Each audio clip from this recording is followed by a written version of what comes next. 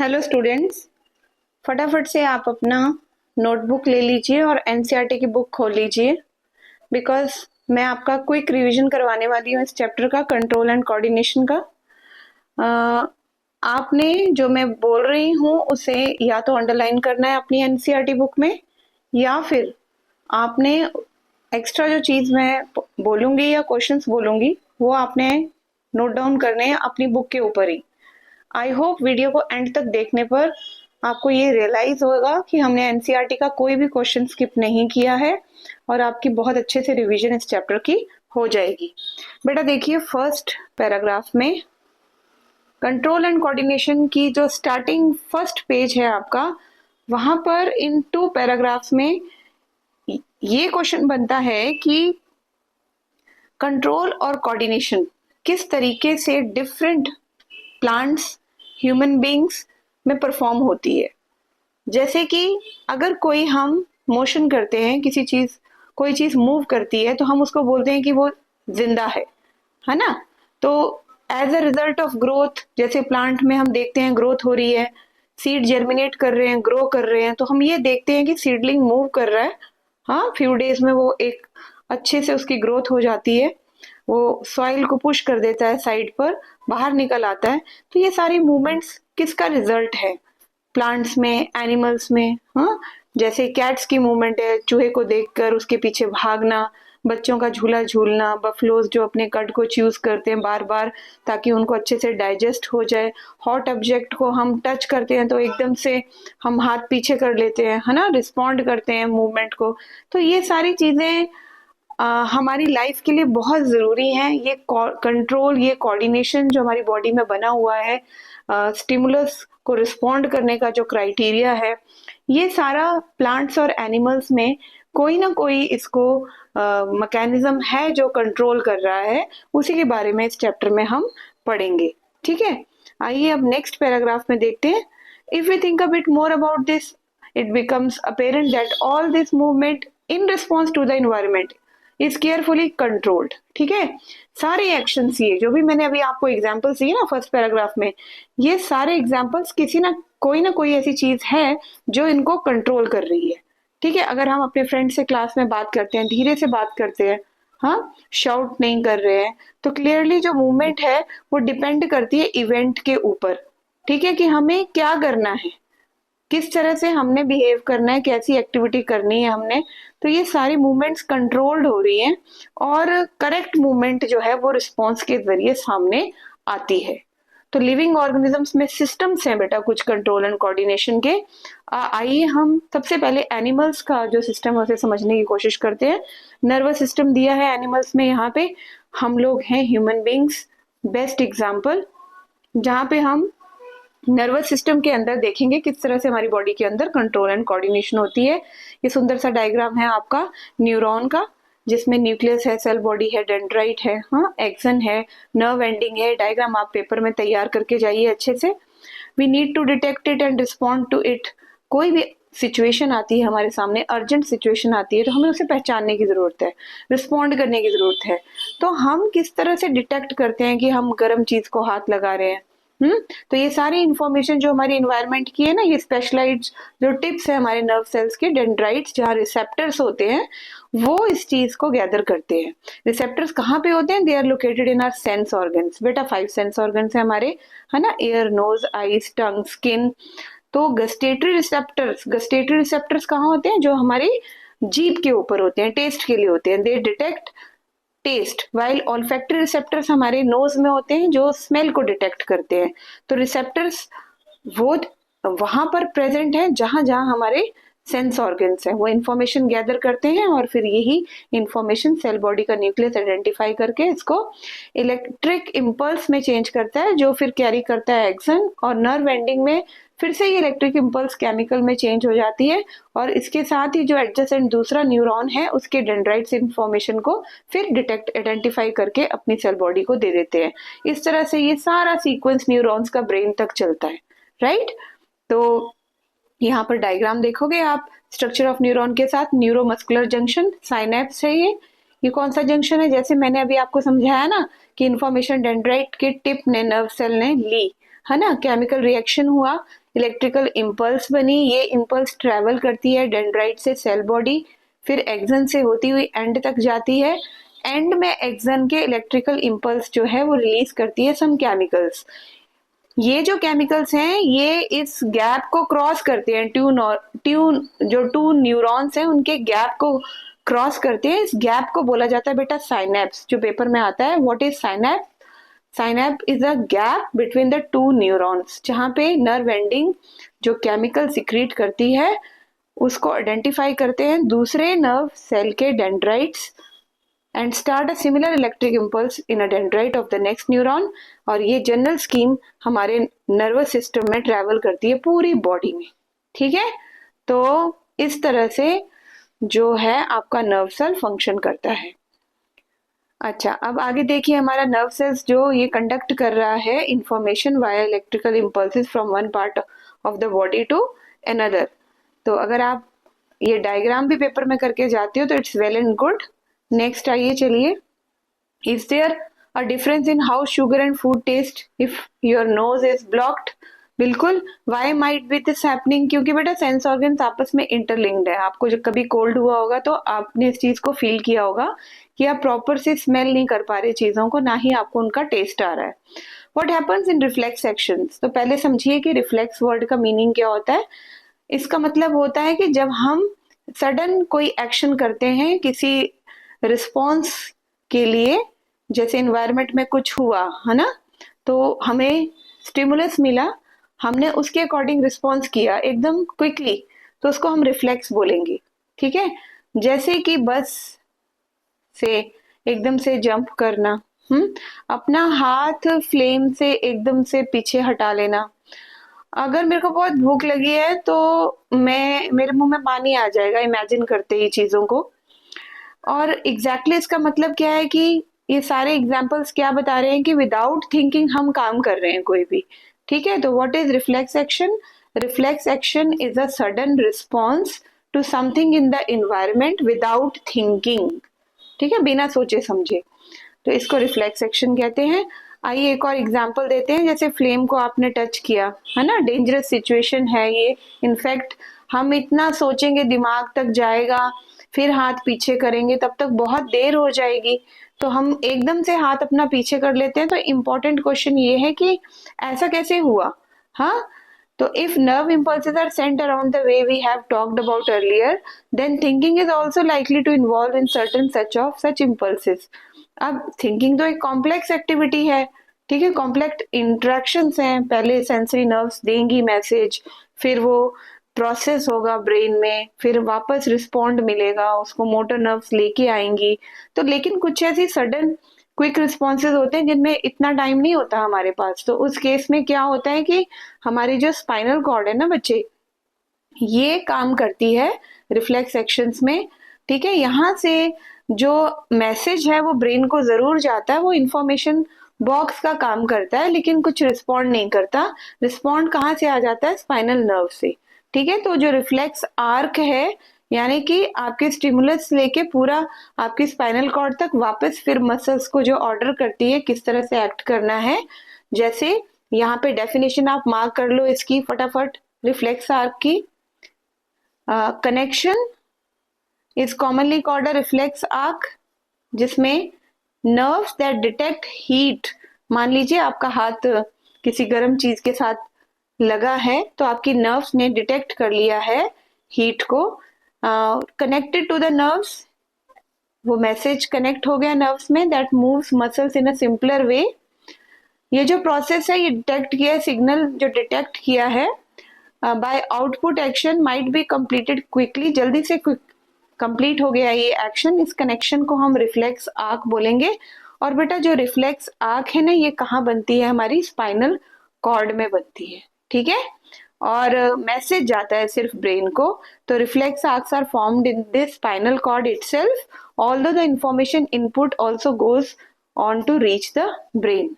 तो इस तरह से रिफ्लेक्स आर्क जो है वो काम करती है। ये डायग्राम आप जरूर पेपर में बनाइएगा। देखिए, स्टार्टिंग से देखिए, हाथ आपका हॉट फ्राई पैन में लगा है।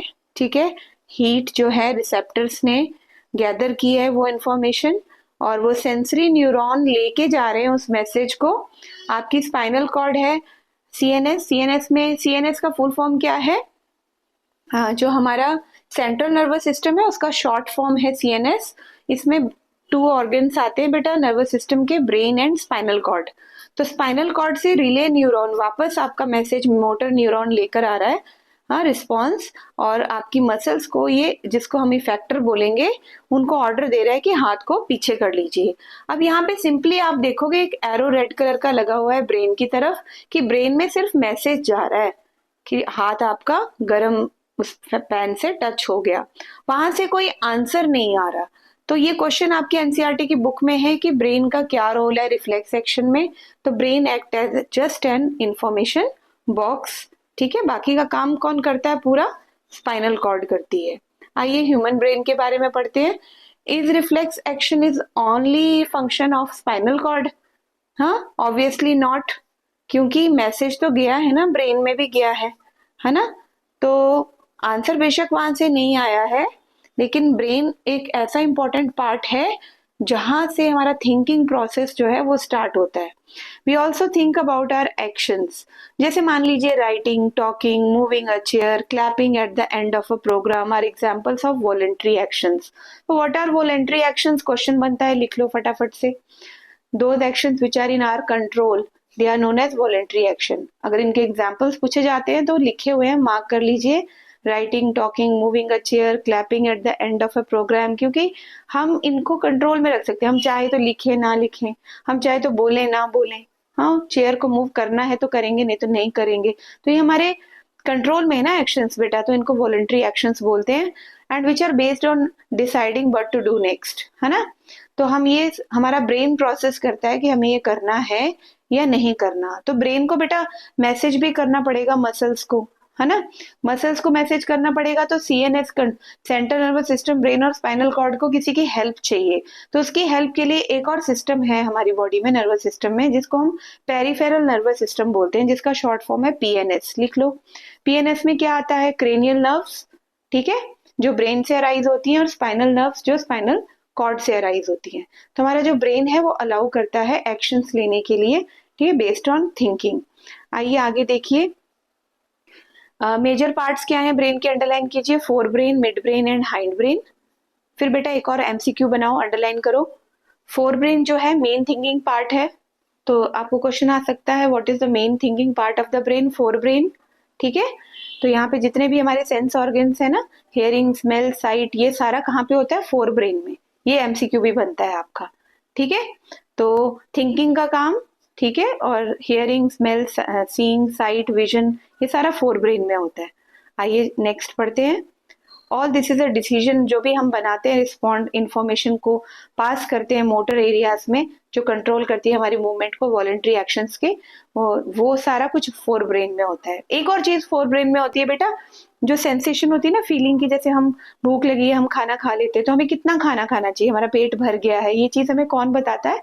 एक और सेंटर है जिसको हाइपोथैलेमस बोलते हैं, जो फोर ब्रेन का ही पार्ट है, ठीक है। तो इस सेंसेशन को, कुछ हमारी भूख पूरी हो गई है, ये चीज कौन बताता है? हाइपोथैलेमस, जो फोर ब्रेन का पार्ट है। हाँ जी। और इसमें हाइंड ब्रेन में देखिए पॉन्स, मेड्यूला, सेरिब्लम है। पॉन्स जो है ना बेटा, ये हमारा स्लीप साइकिल कंट्रोल करता है, रेगुलेट करता है ना। हम 8 बजे सोते हैं रोज, तो हमें 8 बजे नींद आ जाती है, सुबह 4 बजे उठते हैं तो 4 बजे आंख खुल जाती है। तो ये सारा स्लीप साइकिल कौन देख रहा है? पॉन्स देख रहा है। मेलाटोनिन नाम का हार्मोन है, वो ये सिक्रीट करता है ना। मेड्यूला है पार्ट हाइंड ब्रेन का। मेड्यूला भी आपकी, देखिए यहाँ पे देखिए, इस पार्ट में मेड्यूला बताया हुआ है यहाँ पे, कि ये देखिए मेड्यूला जो है आपका क्या क्या चीज को कंट्रोल करती है? ब्लड प्रेशर, सेलिवेशन, वॉमिटिंग, हाँ, यहाँ पे इसको अंडरलाइन करो। तो जितने भी ये इनवॉलेंट्री एक्शंस हैं, जिनमें ब्लड प्रेशर, सेलिवेशन, सलाइवा निकलता है जो माउथ से, वॉमिटिंग, ये कंट्रोल करता है मेड्यूला हाइंड ब्रेन का। और जो एक्टिविटीज हैं जैसे walking in a straight line, balance बनाना है जहाँ पे, riding a bicycle, picking up a pencil, है ना, ये सारी चीजें कौन कर रहा है? सेरिब्लम कर रहा है। सेरिब्लम जो है हाइंड ब्रेन का पार्ट है, ये पोस्चर को मेंटेन करता है, बॉडी पोस्चर को, ठीक है। तो जितने वॉलेंट्री एक्शंस होते हैं ना, पोस्चर वाले, बैलेंस ऑफ द बॉडी वाले, वो सेरिब्लम जो है वही इसको कंट्रोल करता है। आइए दूसरे पार्ट देखते हैं इसके। पिट्यूटरी ग्लैंड है, मास्टर ग्लैंड कहते हैं, ग्रोथ हार्मोन सिक्रीट करता है ये, और सभी ग्लैंड को रेगुलेट करता है, उनकी फंक्शंस को, ठीक है, स्टिमुलेट करता है उन्हें। तो इस तरह से क्रेनियम स्कल जो है ब्रेन को प्रोटेक्ट करता है। हाँ, तो ये सारी चीजें अब नेक्स्ट पेज पे चलते हैं समझने के बाद। How are these tissues protected? तो यहाँ साफ साफ लिखा है ब्रेन डेलिकेट पार्ट है, बोनी बॉक्स स्कल क्रेनियम इसको प्रोटेक्ट करता है, और ब्रेन के अंदर एक फ्लूइड फिल्ड बैलून होता है which provides further shock absorption. अगर आप अपने हाथ को मिडल ऑफ योर बैक में लेके जाओगे तो आपको एक बम्पी सा स्ट्रक्चर दिखाई देगा, तो ये हमारी स्पाइनल कॉर्ड को प्रोटेक्ट करने वाला वर्टिब्रल कॉलम है या बैकबोन है। तो दो इसमें पार्ट आपको बताए, brain is protected by cranial bony box, और जो स्पाइनल कॉर्ड है उसे वर्टिब्रल कॉलम या फिर बैकबोन प्रोटेक्ट करती है। How does the nervous tissue cause action? तो नर्वस टिश्यू किस तरह से एक्शन करता है ये इसमें बताया गया है कि एनिमल मसल्स किस तरह से मूव करती हैं। तो बेटा when a nerve impulse, underline कीजिए, when a nerve impulse reaches the muscle, जब एक नर्व इम्पल्स मसल तक पहुंचती है तो मसल फाइबर जो है वो मूव करती है, ठीक है। अब ये मसल सेल कैसे मूव करता है? सिंपलेस्ट नोशन है मूवमेंट का, सेलुलर लेवल जो होता है मसल सेल के अंदर वो मूव करता है, अपनी शेप को चेंज करता है, शॉर्ट कर देता है, कॉन्ट्रैक्शन बोलते हैं इसको, ठीक है। 9th क्लास में भी आपने मसल्स की फंक्शनिंग पढ़ी होगी कि पेयरिंग में मसल्स करते हैं वो रिलैक्सेशन और कॉन्ट्रैक्शन का प्रोसेस। तो इस तरह से जो सेलुलर कंपोनेंट्स की केमिस्ट्री है वो इसमें इन्वॉल्व होती है, और जो अरेंजमेंट है cell in response to nervous electrical impulse, इस तरह से हमारे जो मसल्स हैं वो मूव करते हैं, ठीक है। तो अब आइए क्लास 9th में अगर आप जाना चाहो तो जा सकते हो मसल्स के फंक्शन को पढ़ने के लिए, ठीक है। नेक्स्ट ये 5 क्वेश्चंस हैं जिनके आंसर आप डेफिनेटली दे दोगे। फिर है कोऑर्डिनेशन इन प्लांट्स। इसमें कोऑर्डिनेशन इन प्लांट्स में देखो एनिमल्स के पास तो नर्वस सिस्टम था कंट्रोल और कोऑर्डिनेट करने के लिए बॉडी को, लेकिन प्लांट्स के पास नर्वस सिस्टम नहीं है, ना ही मसल्स हैं, तो ये किस तरह से रिस्पॉन्ड करेंगी, है ना। तो हम छुई मुई जो मिमोसा पुडी का पौधा है टच मी नॉट का, उसको छूते हैं तो वो किस तरह से अपने आप को फोल्ड कर लेती है ना, ड्रूप हो जाती है। सीड जब जर्मिनेट करता है तो रूट गोज डाउन, नीचे कैसे चले जाते हैं, स्टेम ऊपर कैसे आती है, ये सारी चीजें प्लांट के अंदर कैसे होती है, हाँ इस बारे में हम पढ़ेंगे। प्लांट में कोऑर्डिनेशन हार्मोनल सिस्टम से होता है, ठीक है। कई बार मूवमेंट ग्रोथ नहीं होती फिर भी मूवमेंट शो होती है, कई बार डायरेक्शनल मूवमेंट्स होती हैं सीडलाइन की, जैसे स्टेम ऊपर गई है रूट नीचे गई है। तो 2 टाइप्स की मूवमेंट होती है। क्वेश्चन लिख लो, how many types of movements are seen in the plants? 2 types की, वन जो ग्रोथ पे डिपेंड करती है मूवमेंट, और दूसरी टाइप की होती है जो इंडिपेंडेंट होती है ग्रोथ की। जो डिपेंड करती है ग्रोथ पे उसको हम बोलते हैं ट्रॉपिज्म, फोटोट्रॉपिज्म, ठीक है। और ट्रॉपिज्म्स बोलते हैं उसको, उसमें फोटोट्रॉपिज्म, हाइड्रोट्रॉपिज्म, कीमोट्रॉपिज्म, जियोट्रॉपिज्म आता है। हाँ, डायरेक्शनल मूवमेंट्स होती हैं ये। और जो इंडिपेंडेंट होती हैं ग्रोथ की उनको नॉन डायरेक्शनल मूवमेंट बोलते हैं, ध्यान से लिख लो, या नास्टिक मूवमेंट बोलते हैं, जिनमें कोई ग्रोथ नहीं होती, ग्रोथ के ऊपर डिपेंड नहीं है वो, ठीक है। जैसे टच मी नॉट को छुआ ना हमने, नास्टिक मूवमेंट है, नॉन डायरेक्शनल, फोल्ड हो गई, थोड़ी देर के बाद वो फिर सीधी हो गई, तो ये इंडिपेंडेंट है ग्रोथ की। तो इस तरह से आपको 2 टाइप्स ऑफ मूवमेंट पूछी जा सकती हैं एग्जाम में। तो देखिए ये यहाँ पे पौधा टच मी नॉट का एक फुल फ्लैश दिखाया है, एक टच होने के बाद दिखाया है। तो ये नास्टिक मूवमेंट के अंदर आएगा, नॉन डायरेक्शनल मूवमेंट का एग्जाम्पल है। इसके बाद मूवमेंट ड्यू टू ग्रोथ। तो आपने देखा होगा कुछ जो मटर का जैसे पौधा आपने देखा, प्लांट क्लाइंब करता है ना टेंड्रिल से, तो टेंड्रिल्स बड़ी सेंसिटिव होती हैं टच करने पर। When they come in contact with any sport, किसी भी स्पोर्ट के कांटेक्ट में आती हैं, तो जो पार्ट होता है टेंड्रिल का कांटेक्ट में with the object does not grow as rapidly, वो जल्दी से ग्रो नहीं करता। ये क्वेश्चन भी है आपका एनसीईआरटी का बैक, इसको अच्छे से समझेंगे कि टेंड्रिल वाला पार्ट जो स्पोर्ट कर रहा है, क्लाइंब कर रहा है, उसकी ग्रोथ इतनी जल्दी नहीं होती, जबकि the part of the tendril away from the object, जो टच नहीं हो रहा है पार्ट प्लांट का, वो जल्दी ग्रो करता है। This causes the tendril to circle around the object and thus cling to it. इसके कारण जो टेंड्रिल है वो सर्कल सा बना लेती है उस ऑब्जेक्ट के, मान लो स्टिक है, उसके चारों तरफ सर्कल सा बना लेती है, ग्रिप बना लेती है। More commonly plants respond to stimuli slowly by growing in a particular direction.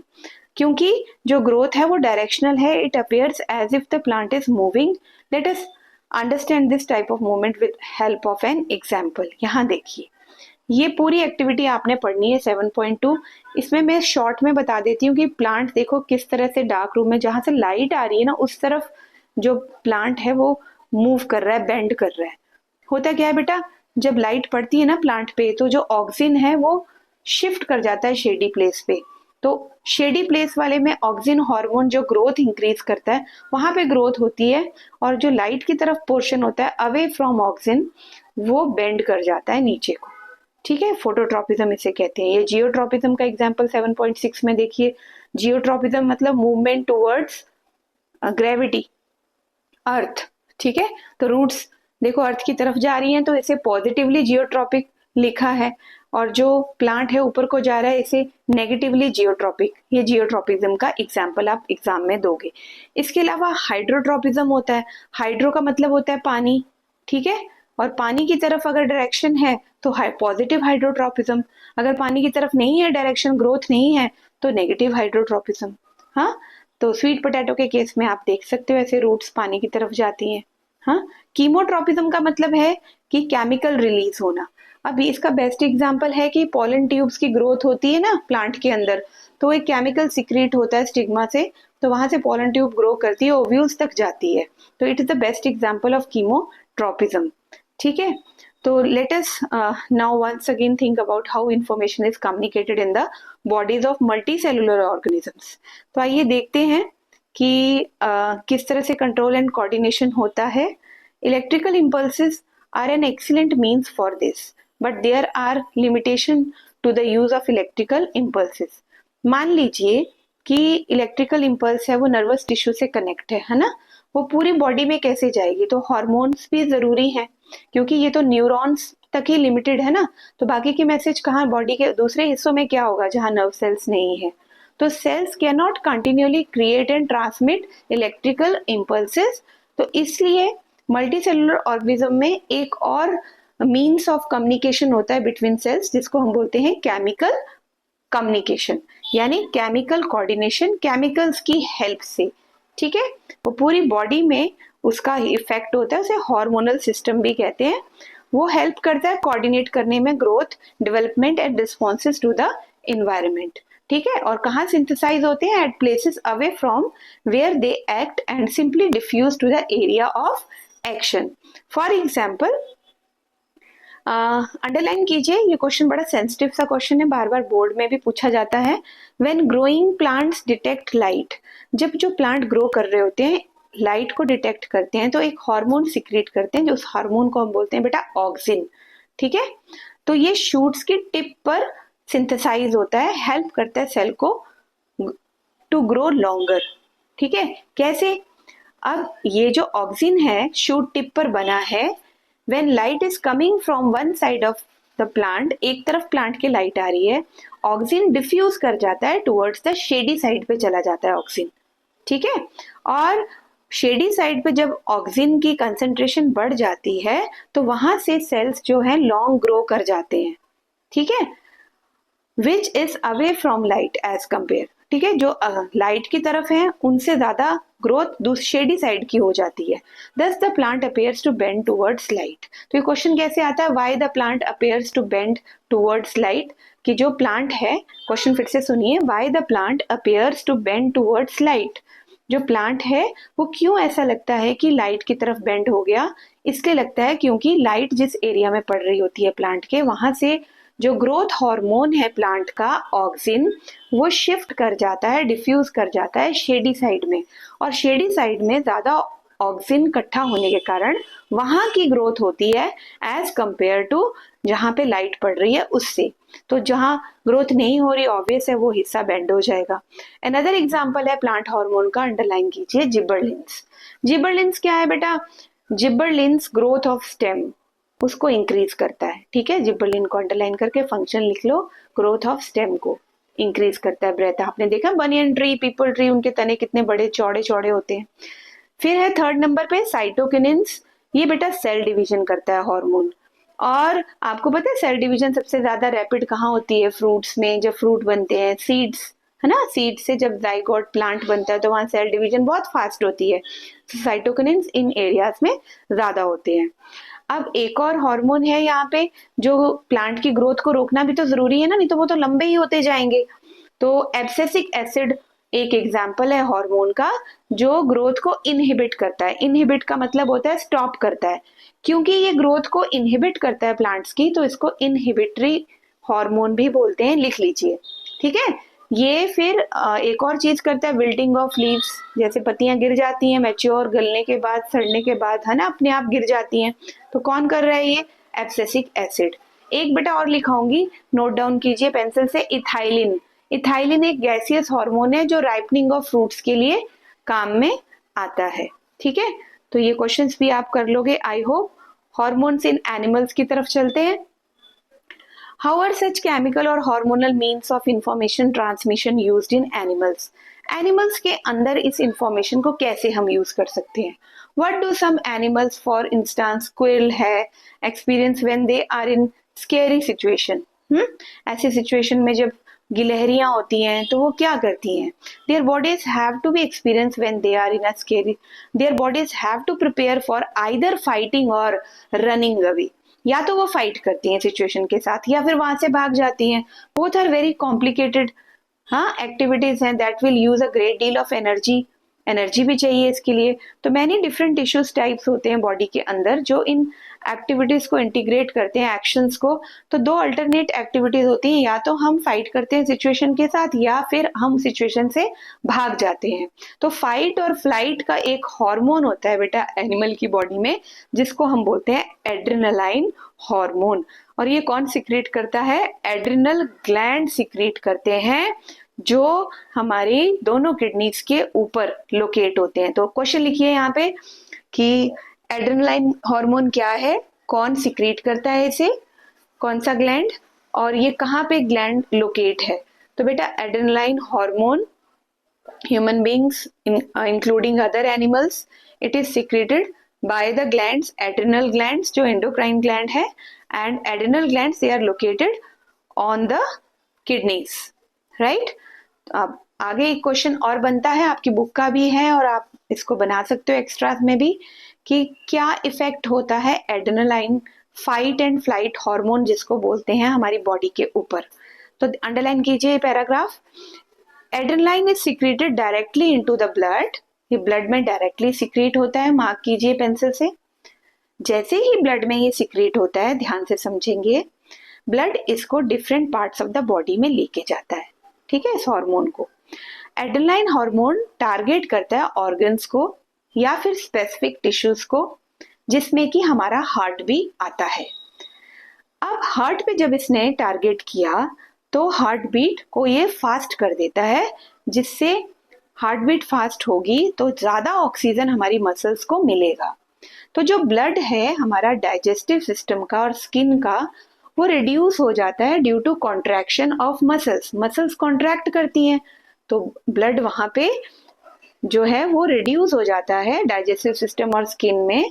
तो हमारे जो स्केलेटल मसल्स है वहां पे ये ब्लड डाइवर्ट हो जाता है, जिसके कारण ब्रीदिंग रेट भी बढ़ जाता है, क्योंकि कॉन्ट्रैक्शन ऑफ डायफ्राम होता है ना लंग्स के नीचे, और रिब्स मसल्स की कॉन्ट्रैक्शन हो जाती है। तो ये सारे रिस्पॉन्सेज जो हैं ये एनिमल बॉडी को रेडी करते हैं सिचुएशन को डील करने के लिए। तो such animal hormones are part of endocrine system. जो एंडोक्राइन ग्लैंड्स वो होते हैं बेटा जो अपनी सिक्रीशन डायरेक्ट ब्लड में सिक्रीट करते हैं। ठीक है, और जो जरूरत करने पर करते हैं उन ग्लैंड्स को हम एक्सोक्राइन ग्लैंड्स कहते हैं। जैसे सेलिवरी ग्लैंड है हमारा, ये जरूरत पड़ने पर सलाइवा सिक्रीट करता है तो इसको एक्सोक्राइन बोलते हैं। इनमें डक्ट्स होते हैं, ठीक है, ये ब्लड में अपनी सिक्रीशंस नहीं देते। जिन ग्लैंड्स के डक्ट्स नहीं होते, डक्टलेस होते हैं, जो डायरेक्ट अपनी सिक्रीशन ब्लड में करते हैं और फिर टारगेट साइट पे पहुंचते हैं, उनको एंडोक्राइन ग्लैंड्स बोलते हैं। तो आपके इस जो हार्मोन वाला हमारा सिस्टम है इसमें एंडोक्राइन ग्लैंड्स आते हैं, एक्सोक्राइन नहीं आते। ठीक है, तो आइए जरा ह्यूमन बॉडी देखो, मेल फीमेल दोनों की यहाँ पे बनी हुई है ह्यूमन बॉडी। सबसे पहले हार्मोन्स के नाम देखिए।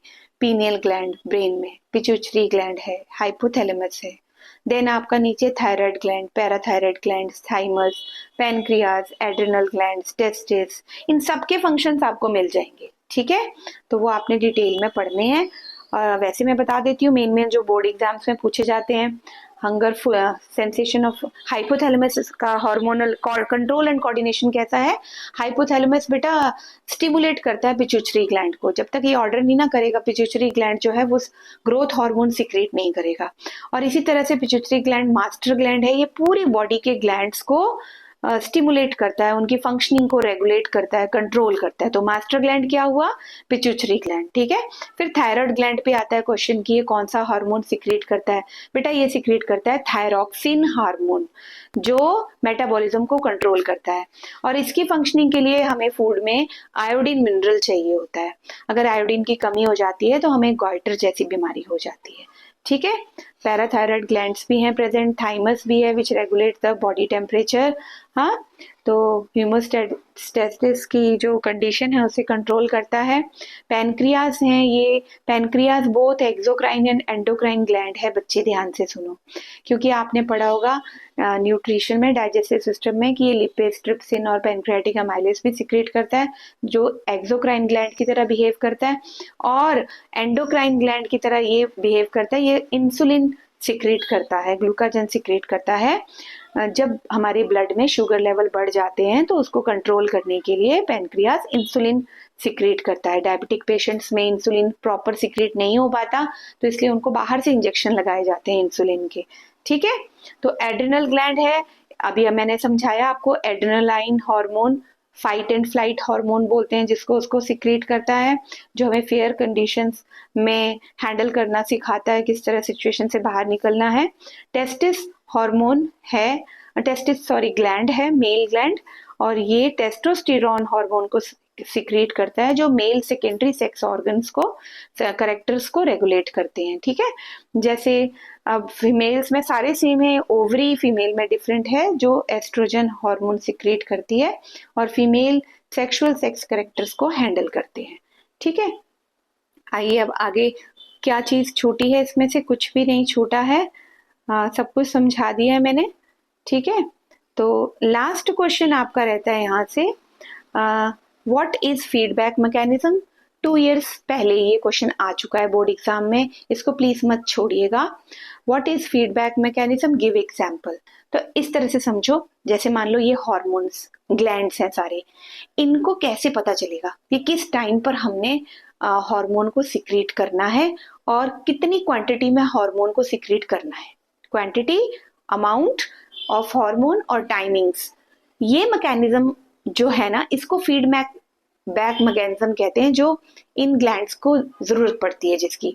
अब इसमें आप एग्जांपल अपना एनसीईआरटी का कोड कर दो। इस पैराग्राफ में लिखा है, if the sugar levels in blood rise, अगर हमारे ब्लड में जैसे मान लो शुगर लेवल बढ़ जाते हैं, तो इनको डिटेक्ट कौन करता है? पैनक्रियाज, क्योंकि उसी ने इंसुलिन सिक्रेट करना है।